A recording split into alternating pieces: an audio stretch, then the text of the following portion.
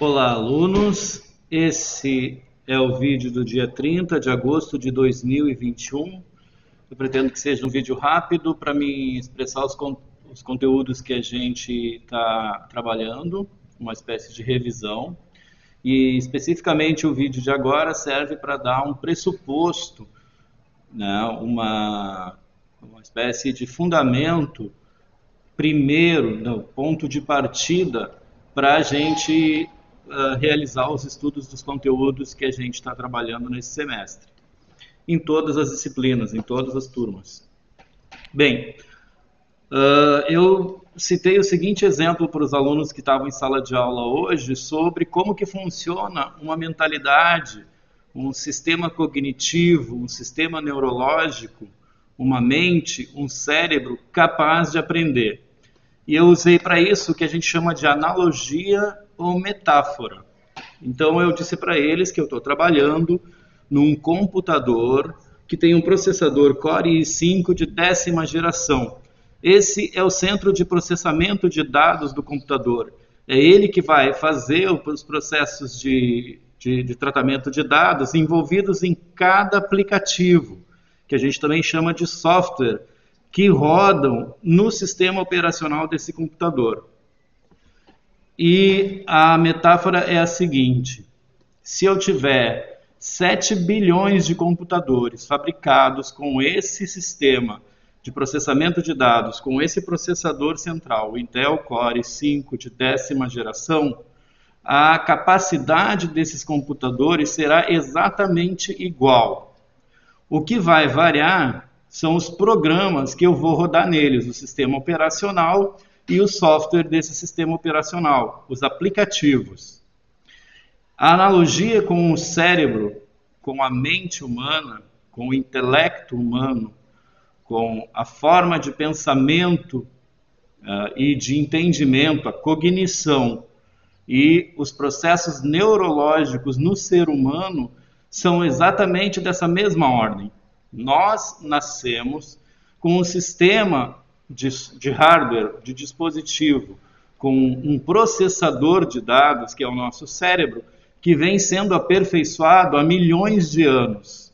A espécie humana se tornou capaz de reflexão há cerca de 200, 300 mil anos e se tornou ainda mais capaz de pensar os seus pensamentos a partir do surgimento da atividade agrícola e então das civilizações, da pecuária, a capacidade de adestrar e utilizar animais como força de trabalho, de cultivar a terra e estocar alimentos.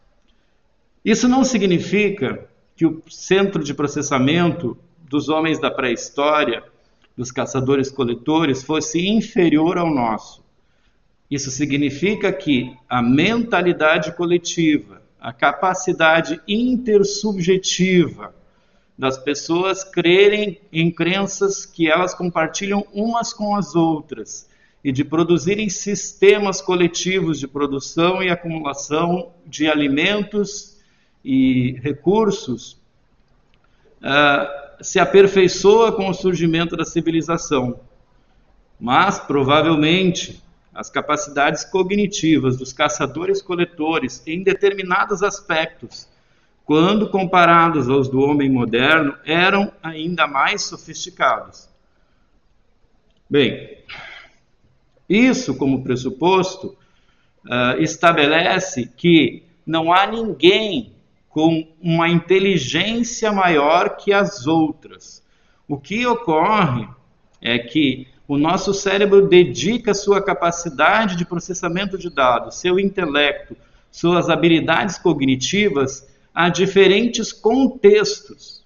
Então, comparando alunos, né, se temos um aluno que recebe cuidado, proteção, atenção, moradia, alimento, vestuário, num nível que o deixe despreocupado desse tipo de necessidades, que ele as receba naturalmente no seio da sua família, na sua comunidade, na sociedade em que ele vive, ele terá disponível para a sua capacidade cognitiva de aprendizado todo o seu potencial de lidar com informações e dados, de acrescentar a si mesmo memórias de conhecimento e dessas memórias de conhecimento produzir então sentido, valor, conhecimento. No entanto, se um aluno tiver que lidar com condições precárias de subsistência, de alimentação, cuidado, atenção, carinho, afeto, proteção, se isso tudo lhe faltar durante as 24 horas do seu dia, se ele tiver problemas nesses horários em que ele não está na escola, quando ele estiver na escola, o seu cérebro não pode desligar esse contexto do qual ele vive. E então ele terá problemas de aprendizado. Não significa que ele, em comparação com os outros ou com ele mesmo, é mais incapaz ou não tem capacidade. Ele tem capacidade, mas ela está voltada para processamento das informações relacionadas ao contexto em que ele está vivendo. Então, aprender algo é sempre da nossa relação com os outros seres humanos e com o contexto. Por exemplo, uma aluna pode entender que é má aluna durante o horário em que está na escola e uma boa mãe quando está em casa cuidando do seu filho, se ela é uma mãe adolescente. Essa confusão, essa contradição ocorre e decorre do fato de que as coisas não têm separação. Os processos estão em constante movimento e eles estão interligados. Então, uma pessoa que a gente costuma designar como má aluna ou um mau aluno, sempre terá suas condições relacionadas ao contexto que ele vive. O seu desempenho é o resultado do encontro da capacidade cognitiva que ele tem de aprender com o contexto. Então, se ele estiver muito preocupado porque o pai está na cadeia, porque houve um tiroteio na comunidade onde ele mora, porque a mãe está desempregada, porque ele tem muitos irmãos e poucas pessoas empregadas na família, enfim, qualquer contexto social de carência, de instabilidade, insegurança, afeta a capacidade de aprendizado. Isso não significa que o aluno seja mau aluno por ele mesmo, por escolha, porque ele quer ser mau aluno. Muito antes, pelo contrário. Quanto mais o contexto dele é difícil, maior é o desejo que ele tem de se integrar em situações que lhe permitam ter uma perspectiva de futuro melhor. Então, mesmo o pior aluno, o que ele mais quer é ser um bom aluno, porque ele quer eliminar os fatores que causam o fato de ele não poder se dedicar ao aprendizado de forma integral, com a plenitude das suas potências, de capacidade de aprendizado. Isso, então, para mim, é muito importante tratar esse assunto, especialmente nesse momento de pandemia, em que a economia está sendo afetada, a distribuição de renda e as condições de vida da população, porque isso necessariamente vai afetar os alunos, porque afeta suas famílias.